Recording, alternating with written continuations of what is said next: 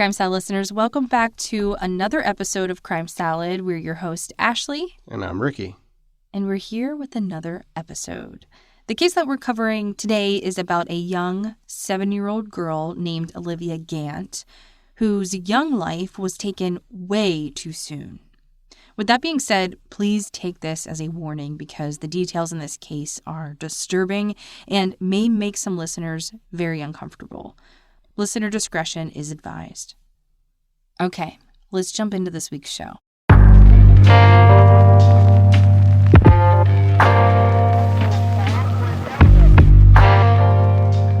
The case that we're covering this week involves the medical abuse and death of a child.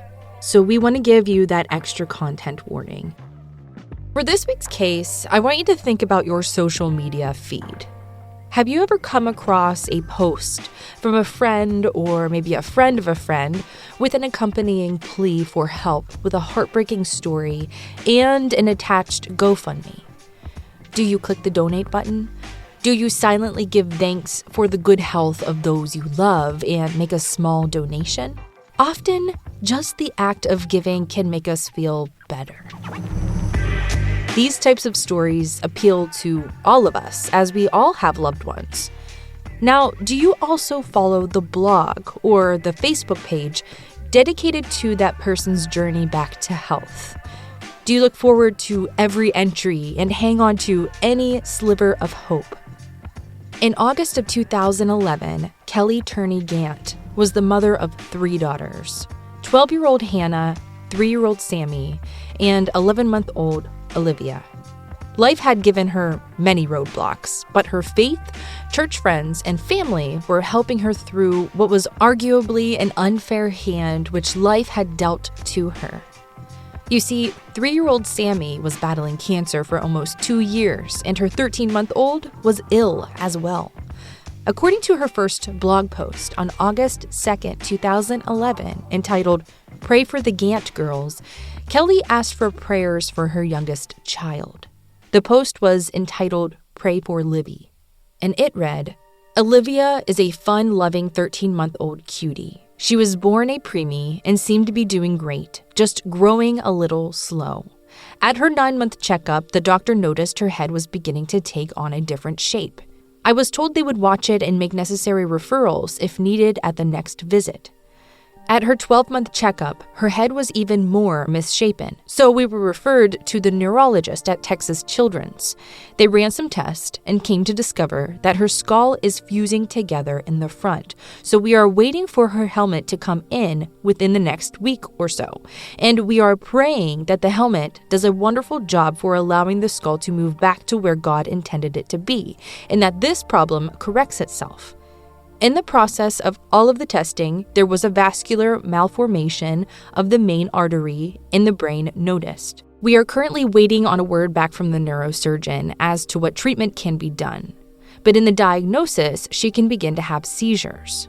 If the malformation continues to grow, it can push on the optic nerve and she can go blind, or it can even cause an aneurysm. Very scary. This has been the hardest for me to hear. I ultimately know that God is in control, and I have faith that she will be okay. But I have a hard time wondering if I can accept what kind of okay will I have to settle for. As a parent, that sounds scary, right? Well, it would be if any of it were true. The truth is, Kelly relished the attention she received from having a sick child. She loved the attention she got when her daughter Sammy was getting chronic ear infections and had to have surgery for the placement of draining tubes. Next, Kelly alleged that Sammy had an immune disorder and an infection in her skull. Little Sammy started to need regular infusions. Not only did this get her more attention, it got her more donations and prayer warriors at her church taking shifts for round-the-clock prayers. Kelly was elated to be the center of attention. Unfortunately, her craving for attention still wasn't satisfied. She also needed prayer, pity, and payments. Next, Sammy developed tumors in her neck and needed surgery to have them removed. But what's better than tumors in your neck? I know, the liver. So that's the next place tumors showed up. Obviously for Kelly, cancer was the next obvious choice. Kelly took to her blog and told her faithful followers that poor little Sammy had to wear a mask because she was so susceptible to viruses and her little body couldn't take another infection due to her cancer diagnosis. She asked her followers to, quote, "Please pray that God heals her little body so we can continue on with treatment or whatever the doctors deem to be fitting at this time. All she ever asks for is a trip to Chuck E. Cheese, and boy, do I want to take her," end quote. According to Kelly, Sammy had non-Hodgkin's lymphoma, a very treatable cancer, but also requiring a full-time caregiver. Kelly couldn't work, so many members of her church, despite being on a fixed income, were giving Kelly money every single week to help with the cost of caring for her ailing children. I mean, what's better than one chronically ill child? Obviously, the answer is 2 chronically ill children.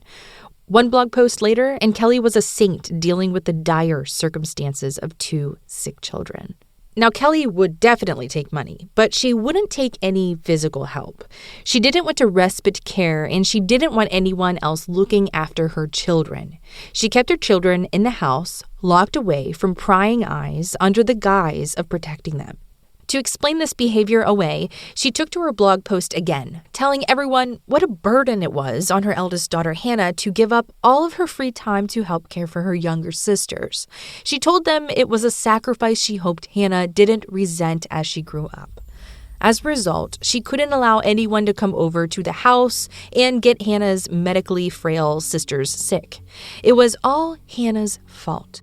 Kelly was just starting to figure out how powerful it was to have chronically ill children, and she was definitely learning quickly how to work it. In one blog post, she decided Olivia needed an expensive seizure detection dog. Olivia wasn't having any seizures yet, but Kelly knew it was a matter of time before malformation in her brain would result in seizures. This was a preemptive need for Olivia. And as we go on with this case, you'll come to find out that when Kelly predicts something, it often happens. In her blog, Kelly asks her fellow congregants to, quote, "Please be in prayer for this need and get the word out. We never know who God has prepared in advance to fulfill this need in the life of a sweet, precious girl." And so the community made it happen. An expensive therapy dog trained in seizure detection was purchased and trained for little Livy. And just in time, too, because very soon thereafter, Olivia began having seizures. Unfortunately, she never had any seizures in front of anyone except for Kelly. Sometimes Kelly would write in third person because why not? Who doesn't love a third-person blog?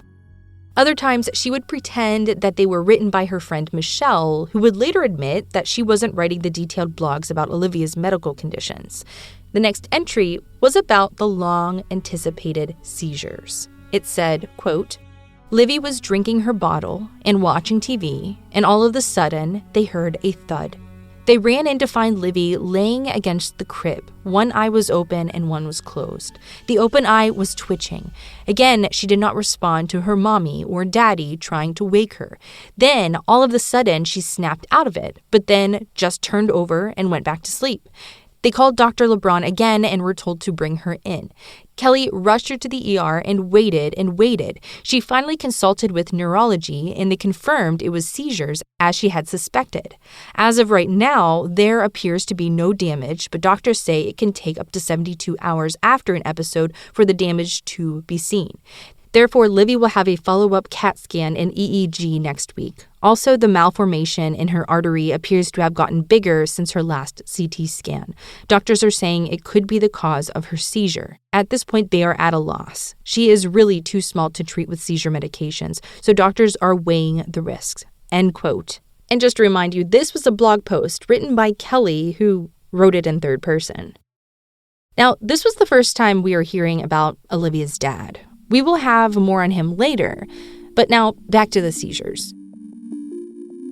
Eventually, Kelly got her way and the doctors agreed to prescribe anti-seizure medication. It should be noted that anti-seizure medication can cause many other symptoms. It can also cause permanent and irreversible damage to Olivia's organs. Kelly was always pushing for another surgery, another medicine, another diagnosis. However, the Texas doctors weren't as susceptible to Kelly's manipulation as other doctors would be in the future. In one of her last blog posts from Kelly, she said that Olivia's neurologist would not approve a surgery for her as he deemed it too risky. Instead, Kelly said since the malformation in her brain was of unknown origin, she was requesting a referral to an oncologist for radiation treatment. Now, Kelly's going to have to up her game because even I know an oncologist isn't going to just give a child without cancer radiation treatment, especially not for a non-existent membrane in her brain. So Kelly took to her blog again and asked for prayer and asked for more guidance and proactive doctors to make decisions for Olivia's care. By proactive, she means doctors who are willing to do more and more invasive procedures.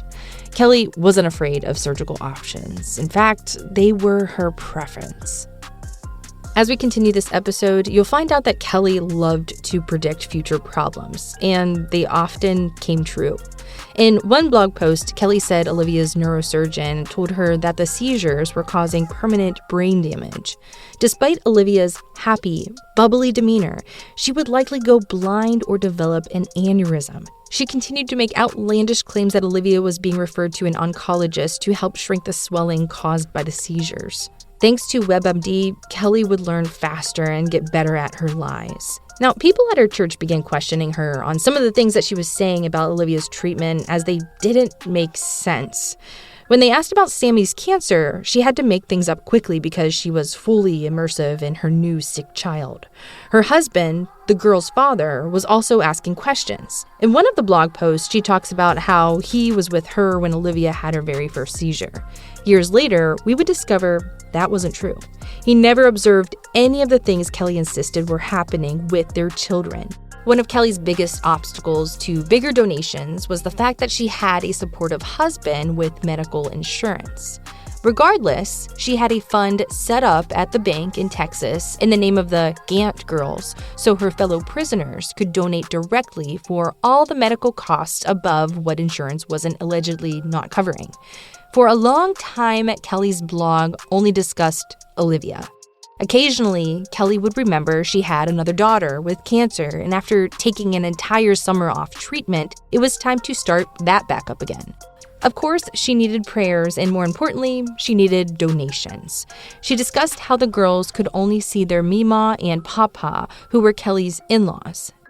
They both loved their grandchildren and thought Kelly was a saint for all that she had to deal with. They helped as much as Kelly would allow. There were always continuous demands for prayers for Jeff and Kelly and the Gant girls, but there was also intense request for money. 2 girls with imaginary illnesses were getting expensive. Kelly dedicated an entire blog post to the new donation button on the blog. And for those who were old-fashioned, a dedicated bank account for donations. The pressing need for Kelly was always prayers first, then sympathy, and finally donations.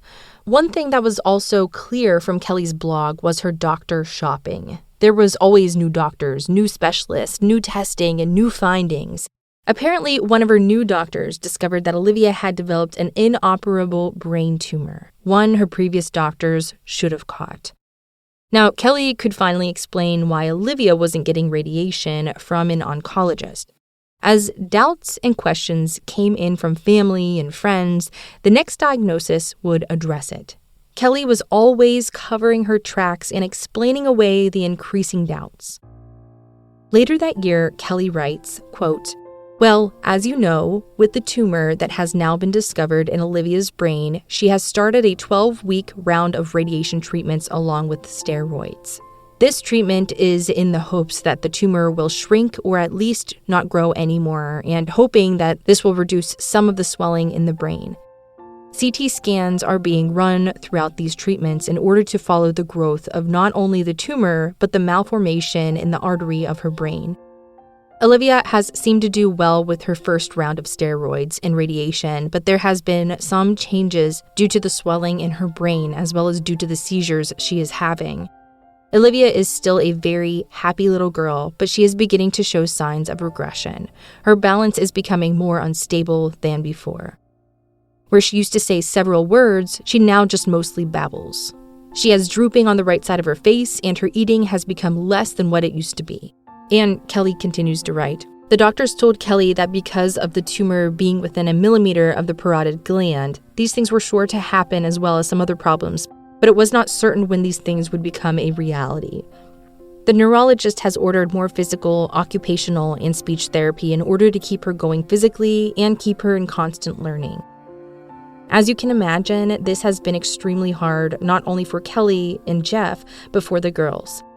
Kelly has to bear the whole responsibility of caring for Olivia. She goes back and forth from recognizing people to not remembering who someone is. This is heartbreaking for everyone. Also, not knowing truly how many seizures a day she is having is hard because there is damage being done from them, and Kelly feels helpless that she doesn't know each and every one where she can alert Olivia to come to. End quote. To pretend anyone other than Kelly was writing these blog posts is absurd. However, like an author, Kelly was a big fan of foreshadowing. She loved to hint about things to come. With her last post, she discussed Olivia regressing, eating less, and losing speech.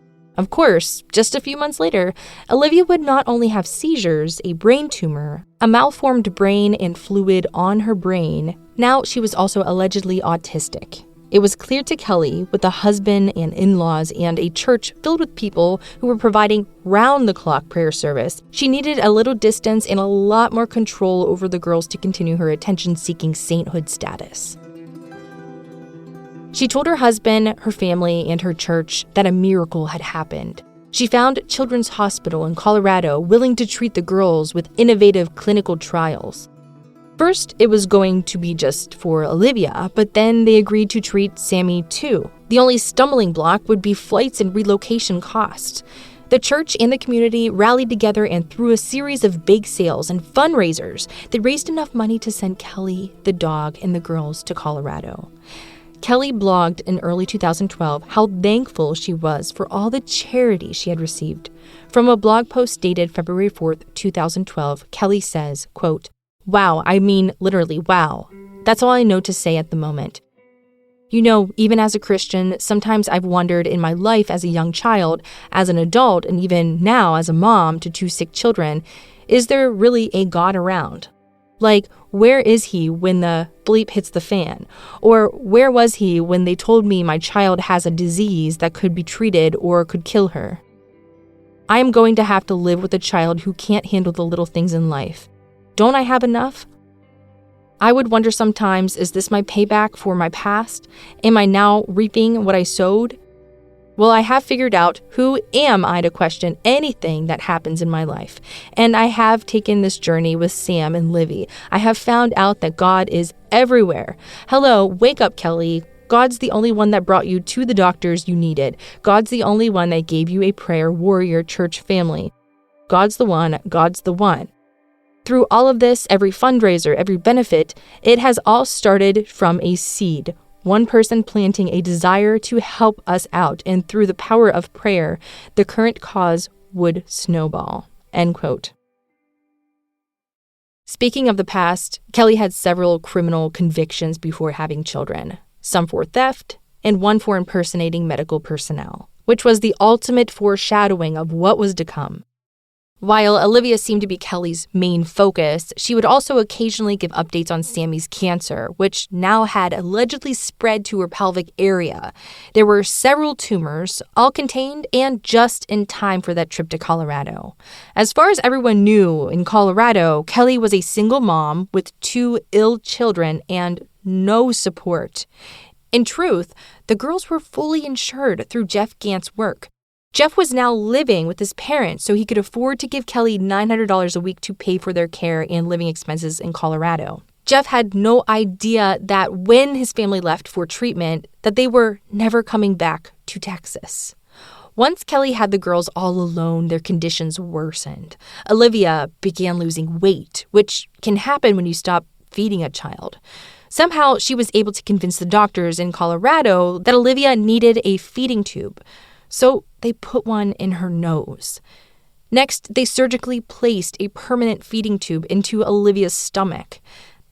As Olivia's health concerns took center stage, Sammy's seemed to have faded away.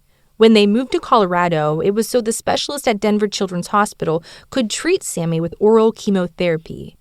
Kelly added they would also be coming up with a treatment plan for Sammy's alleged compromised immune system. Sammy's immune issues were alleged as a result of the non-existent chemo she was receiving. Sammy's cure from cancer was never an official blog post. However, later, Sammy would tell police that having cancer was something she always knew she had because her mother told her. Now, Kelly was solely focused on Olivia. 2.5 years after living in Colorado, things had changed drastically for the little girl. Her list of illnesses had grown, and so had her notoriety. She appeared in dozens of promotional campaigns and fundraisers for Denver's Children's Hospital. The bright, bubbly, outgoing little girl with way more energy than she should have had was beloved by all. She made a cake with Miss Colorado for a children's hospital fundraiser and appeared in commercials for the hospital.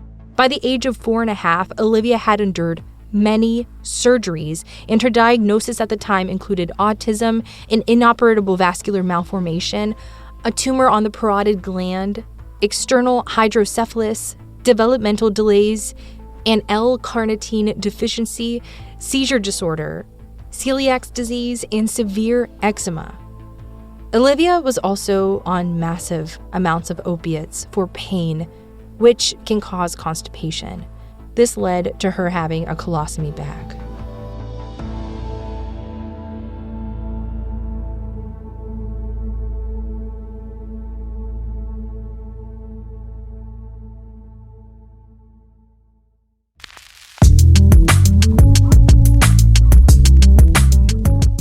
By 2015, some of the medical staff began having doubts about Olivia's condition. They made comments in her chart that the child's symptoms didn't match the mother's reporting. They mentioned that she also didn't seem autistic or appear anywhere on the spectrum. Olivia didn't have sensory issues. She communicated clearly, made eye contact, and loved to socialize. Nonetheless, Kelly kept insisting that Olivia was autistic, wasn't gaining weight, and pushed for a tube to be placed directly in Olivia's veins for her nutritional needs. She insisted Olivia's intestines couldn't handle or absorb nutrients, which means that Kelly was withholding the food Olivia needed to survive in order to convince the doctors to bypass Olivia's intestines. She was always pushing for more and more invasive procedures that gave Olivia a worse quality of life. Yet, Olivia's love of life could not be contained. Doctors placed a total parenteral nutrition line, known as a TPN, into Olivia's veins. This was placed while the hospital tried to use feeding therapies to improve Olivia's ability to eat and digest normal foods. Olivia would make small amounts of progress and then be brought back again with complaints of vomiting and intolerable pain, requiring more and more opioids, which continued to constipate Olivia. At one point, the doctor had to surgically remove impacted stool from Olivia's colon. You have to wonder what Kelly had to have done to cause this condition in her child. A child she was supposed to love unconditionally and protect from monsters such as herself. But her constant selfish desire for attention and recognition wouldn't allow herself to stop. It was July 2015 when Kelly first posted online that Olivia was terminal. Over the course of Olivia's life, she went to the Denver Children's Hospital over 1,000 times and endured 25 surgeries. Her medical records were over 13,000 pages long. Nowhere in her charts had anyone ever described Olivia's conditions as terminal. Kelly started a GoFundMe for her terminal child and raised almost $23,000. She also had Olivia prepare a bucket list of things she wanted to do before she died. Some of the things included going on a ride along with a police officer, becoming a firefighter, and a bat princess party given by the Make-A-Wish Foundation. Princess Olivia, we need you to respond to a dumpster fire. She is a ball of fire. Today, her wish came true to become a firefighter. She's in intestinal failure, and we don't know how much longer she has. And so we made a bucket list, and one of her things was to become a firefighter. See how far we can get it to go? When we found out that she wanted to do this, we were very thrilled to be able to help out. I mean, I don't even have words to describe how I feel. It's just a bunch of ball of emotion. We moved here from Texas a few years ago to seek out treatment. Her intestines just shut down one at a time. We knew that Olivia lived in Littleton's fire district. Since Littleton and South Metro train together and respond to emergencies together, it only made sense that we could come together on this and both show her a great time. Way to go, Olivia! So here's my bucket list. She wanted to do this. I didn't know that it would come true. Be a fireman. And you got to do that, so they have to check it off. Thanks for being a great boss. Awesome. I was resting for a while so I can feel good. The outpouring of support that our little community has given, you just can never repay that. Good job. Yeah, there we go. We just take it one day at a time, and we're thankful for what we have.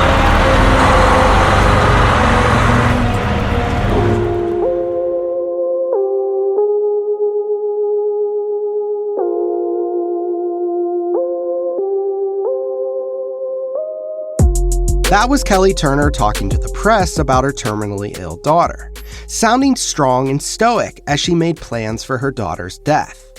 In that video, Kelly had a huge smile on her face, bordering on a smirk, as she relished the attention she received as the poor, tragic mother of a dying child. To Kelly, Olivia's death would be the ultimate validation for those who were doubting her. She loved press and interviews, and loved talking about her daughter's intestinal failures. On March 1st, 2017, Olivia had her last surgery.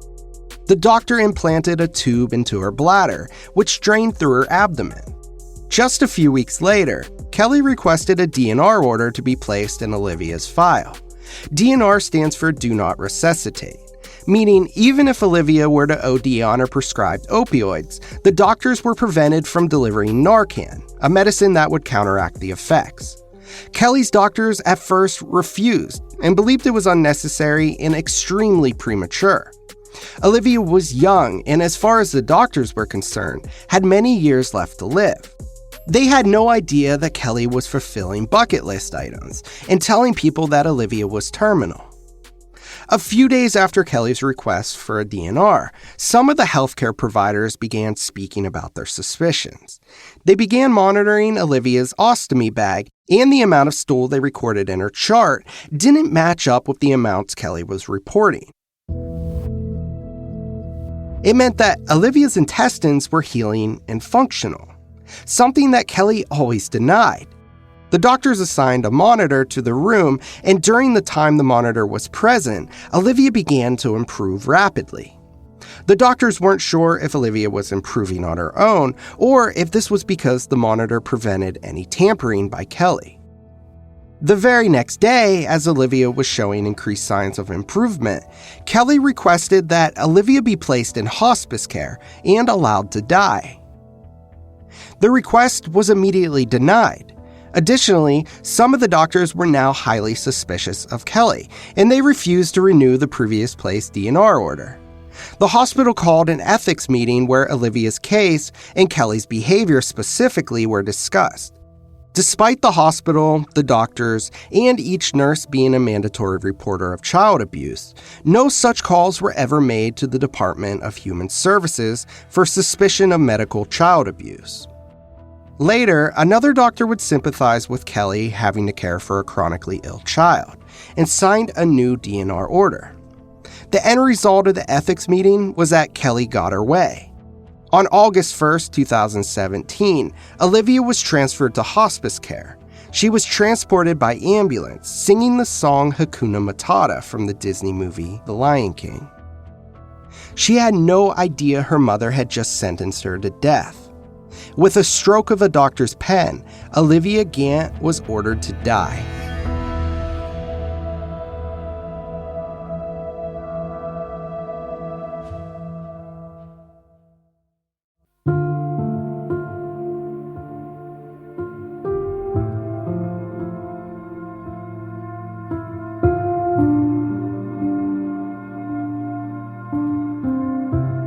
The doctor said it was going to be the best thing for her, and we had no reason not to believe him. I mean, she's at one of the best freaking hospitals in the country. Here's another of the videos he saved. It's Olivia appearing rather well on the bus to hospice. And begin some worries for the rest of your days. She didn't know she was going to die. She was happy to get out of that hospital and get all those tubes out of her and feel like a normal child. Once at the hospice, she spent 19 days without food after her feeding tube was removed. She opened her eyes and looked at me and recognized me and said, "Papa, I'm hungry." She was hungry. 2 days later, she died. It was not until 2 years later Olivia's case was reported to authorities. That happened when Kelly Turner brought another daughter in, claiming she had been treated for cancer in Texas. The doctor checked there and found out it was all a lie. Sad story, Jim and Karen. Yeah, terrible, terrible story. Rick, thank you. On August 20th, 2017, Olivia looked up at her grandfather, whom she affectionately referred to as Papa, and told him she was hungry. Kelly walked in and said she's not hungry, she just thinks she is. She told him he could dip a sponge in melted popsicle juice and apply it to her lips. Later that day, Olivia Gant died at the age of 7 years old. For the next year, Kelly enjoyed the attention that came along with losing a child. We don't know if she got bored or if this was always her plan, but a little over a year later, Kelly brought her 10-year-old daughter, Sammy, to the doctor with complaints of bone pain.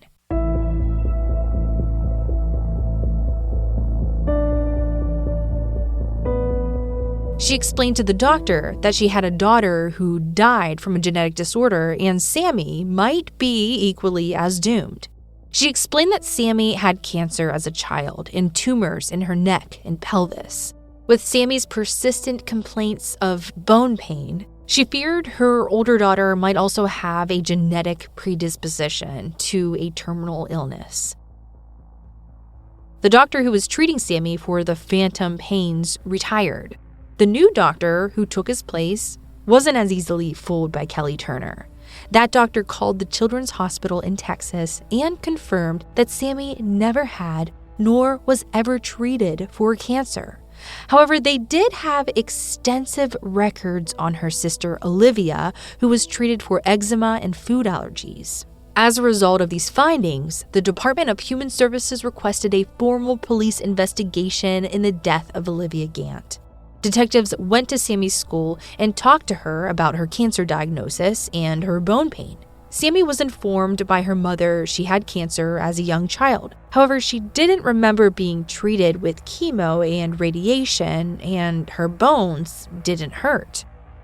Next, they easily found all of Kelly Turner's social media posts on Facebook and 2 blogs detailing Olivia's medical journey to the grave. Next, law enforcement went straight to the source. They invited Kelly to come in and talk to them regarding her daughter's suspicious death. From 2012 to 2018, Kelly received benefits and reimbursements for Olivia's care in an amount exceeding $500,000. She explained to the detective that her husband, yes, I said husband, remember when we were going to circle back to him? Well, here we are. Kelly was still married to Jeff Gant, who stayed behind in Texas so he could continue supporting his children. She told them Jeff's insurance didn't cover the girls because they were pre-existing conditions. The only problem with that is Kelly began using her maiden name of Turner on Medicare applications and listed Jeff as an absent parent. Yet, on other documents applying for food assistance and disability payments, Kelly listed Jeff as unemployed and also in need of benefits. Kelly explained that Olivia's medical tubes and lines to her stomach for her ostomy bags would repeatedly become infected. She told investigators that, as a result, they were always in the hospital and Olivia was 7 years old and still wearing diapers, unable to go to the bathroom like a normal child. She told the detectives that Olivia had no longer had any meaningful quality of life, and the doctors agreed that they should pull her feeding tubes and send her to hospice care to die. Then Kelly did something surprising. She brought up Munchausen by proxy. She told them she knows it means when a caretaker makes their child sick on purpose or does things related to their child's illness for attention. She continued to say that the attention is on their child when really the parent or caretaker is wanting the attention for themselves. Then she stated, "That has never been my case, at all, whatsoever. You can talk to anyone that stood by my side through Olivia and all of this." She said that she had nothing to hide and would be happy to sign medical release forms. When they told her they had already had those records, Kelly finally confessed to lying about Sammy having cancer, but she swore everything else was true. Next, they removed Sammy from her care and conducted a separation test. While Sammy was away from her mother, there were no more complaints of pain and no more mysterious gastrointestinal illnesses. On November 28, 2018, the coroner exhumed Olivia Gant's body and conducted a forensic examination. And they couldn't find any of the conditions that Olivia had been treated for, including a brain tumor, a malformation of the brain membrane, any intestinal decay, or anything else that could explain all of Olivia's symptoms. It was clear from the findings that Olivia was placed in hospice and starved to death for 19 days to satisfy some sick need in her mother for attention and the badge of losing a child. What a tragedy. Olivia Gant never had to die. The official finding on the report stated, quote, "Based on the lack of anatomic findings to account for her chronic intestinal failure, nonspecific toxology results, and the inability to exclude caregiver-fabricated illness, the manner of death is best certified as undetermined." When investigators interviewed the doctors, they were told a myriad of things that would have you screaming. Kelly told Dr. Sodden, the doctor in charge of Olivia's TPN, that it was failing. He told Kelly that he thought reducing her dependency on it was the next step and reintroducing food. Kelly snapped at him and said, "We already tried that." Dr. Sodden also discovered that Kelly was giving Olivia large doses of narcotics without the consent of the pain management team. All of the complaints of pain and infection were reported by Kelly and never observed in a clinical setting. So how did this doctor not do anything about what he was witnessing? Kelly also refused to stop giving Olivia seizure medication despite being told to stop giving it to her on 3 different occasions. Next, they interviewed Dr. Baylor, who described Kelly as a high-maintenance mother and said that Kelly was not afraid to try experimental surgeries. He also explained that intestinal failure happens for 2 reasons: malnutrition, which doesn't happen in the United States, and liver damage, which wouldn't have happened in Olivia's case because they were bypassing sending damaging enzymes to Olivia's liver. That left intentional starvation and medical tampering by a caregiver.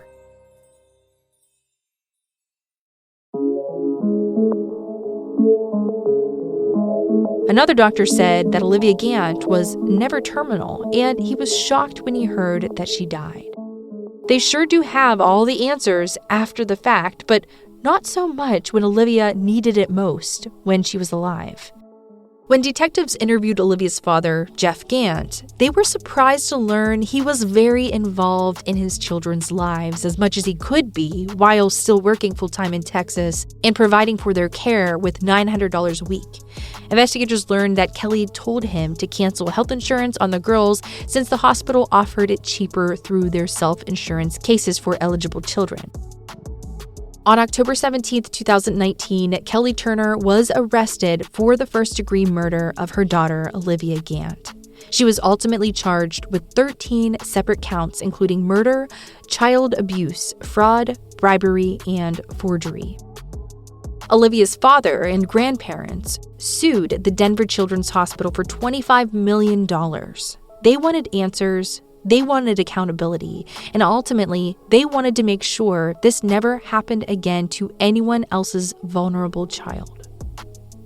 The family ultimately settled their lawsuit for an undisclosed sum.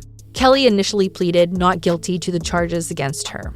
On the eve of the trial, she took a plea deal which dropped the charges for first-degree murder, attempts to influence a public servant, and forgery. As a result of the plea, she was sentenced to only 16 years in prison. Olivia's grandfather played a video during the sentencing hearing of Olivia laughing, smiling, baking a cake, dancing in a princess costume, singing songs, and playing doctor with her dolls. He stated in part, "This truth about Olivia has caused such deep pain that it continues to ravage me every day." Kelly's behavior is certainly consistent with Munchausen by proxy, which usually involves parents or caregivers who seek attention from the illness of their children or dependents, causing them to go through numerous medical procedures and, in rare instances, like Olivia, results in death. A few weeks after Kelly was sentenced to prison, she released a statement saying she was and is innocent and only took a plea to prevent her family from further harm. She looks forward to one day being reunited with them. Let's hope that when this day comes, they're not wanting anything to do with her. Thank you all so much for listening to this week's case. We will see you next week.